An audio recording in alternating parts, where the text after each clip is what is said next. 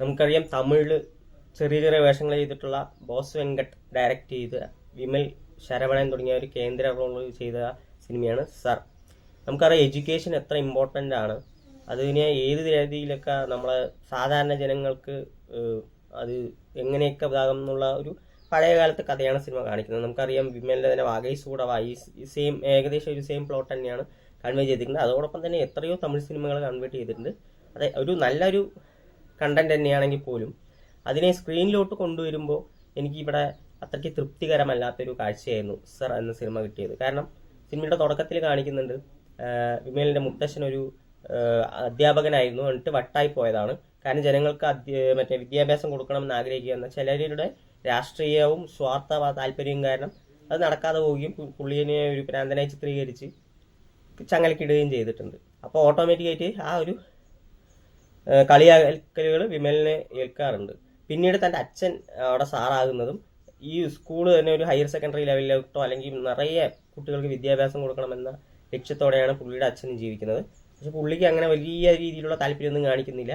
ഓട്ടോമാറ്റിക്കായി നായകൻ പിന്നീട് ശരിയാകും, അങ്ങനെയൊക്കെയാണ്. പക്ഷെ ആ ഒരു ട്രാൻസ്ഫോർമേഷൻ ആണെങ്കിലോ അല്ലെങ്കിൽ നമ്മളെ ഇമോഷണലി ഒരു തരത്തിലും കണക്ട് ചെയ്യാത്ത തരത്തിലുള്ളൊരു ഭയങ്കര മോശമായിട്ടുള്ള റൈറ്റിംഗ് ആയിരുന്നു ഈ സിനിമയ്ക്കുള്ളത്. കാരണം ഒരു ക്യാരക്ടേഴ്സും നമുക്ക് ഇമോഷണലി കണക്ട് ആവുന്നില്ല.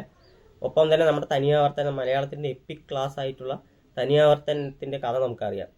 ആ തറവാട്ടിലെ മൂത്ത ആൾക്കാർക്ക് ഇങ്ങനെ മാറി മാറി പ്രാന്ത് വരുന്നുള്ളത്, അതിൻ്റെ ഒരു ചെറിയ ഫ്ലേവർ എടുത്തിട്ട് ഈ സിനിമയിൽ യൂസ് ചെയ്തിട്ടുമുണ്ട്. പക്ഷേ ഒരു തരത്തിൽ നമ്മളെ ഇമോഷണലി ഒന്നും കണക്ട് ചെയ്യുന്നില്ല. ചുമ്മാ ഒരു നിർവികാരത്തോടെ തന്നെ അവസാനം വരെയും കണ്ടിരിക്കാവുന്ന ഒരു സിനിമയാണ് സർ. അതായത് നത്തിങ് ഒന്നും ഓഫർ ചെയ്യുന്നില്ല. ഇതേപോലെ കഥകൾ നമ്മൾ മുൻപ് സിനിമകൾ കണ്ടിട്ടുണ്ട്, അതിനേക്കാൾ നല്ല രീതിയിൽ എടുത്തിട്ടുമുണ്ട്. അപ്പോൾ അതിനെ തന്നെ ഒരു വേറൊരു ടൈപ്പിൽ എടുത്തു വെച്ചിരിക്കുമ്പോൾ നന്നായിട്ട് ഒരു വെൽ റിട്ടൺ ആയിട്ടുള്ളൊരു സ്ക്രീൻ പ്ലേ വേണം. ക്യാരക്ടേഴ്സ് നന്നായിട്ട് എഴുതിയിട്ടുണ്ടാണ്. കാരണം നമുക്ക് ഇമോഷണലി കണക്റ്റ് ആവണം. അവർക്ക് വിദ്യാഭ്യാസം കിട്ടണം, ആ നാട്ടുകാർക്ക് കിട്ടണം, അല്ലെങ്കിൽ എങ്കിലേ അവർക്ക് രക്ഷയുള്ളൂ എന്ന് നമുക്ക് പേഴ്സണലി തോന്നണം. ഇത് അങ്ങനെ ഒരു തരത്തിലും ഫീൽ ചെയ്യിക്കാത്തൊരു സിനിമയാണ്. എനിക്ക് അതിൽ നോക്കുകയാണെങ്കിൽ വാഗൈസ് കൂടവയൊക്കെ എനിക്ക് അടിപൊളി ഇഷ്ടമുള്ള ഒരു മൂവിയാണ്. അതിലൊക്കെ പെർഫെക്റ്റ്ലി അത് നല്ല രീതിയിൽ എഴുതി അതിനെ വളരെ നല്ല രീതിയിൽ സ്ക്രീനിൽ കാണിച്ച ഒരു സിനിമയാണ്. അപ്പോൾ അതേപോലത്തെ ഒരു റോള് ചെയ്യുമ്പോൾ വിമൽ എന്തെങ്കിലും ഈ സിനിമയിൽ ഉണ്ടായിരിക്കണം എന്നുകൂടെ ശ്രദ്ധിക്കണമായിരുന്നു. കാരണം ഇതിലൊന്നും തന്നെ ഇല്ല. ഇതെന്തോ ഈ സിനിമ ജസ്റ്റ് ഒരു സോഷ്യൽ മെസ്സേജ് കൺവേ ചെയ്യാൻ വേണ്ടി മാത്രം അങ്ങനെ ഒരു സിനിമ എടുത്തു വെച്ച പോലെ ഉണ്ടായിരുന്നു. അല്ലാതെ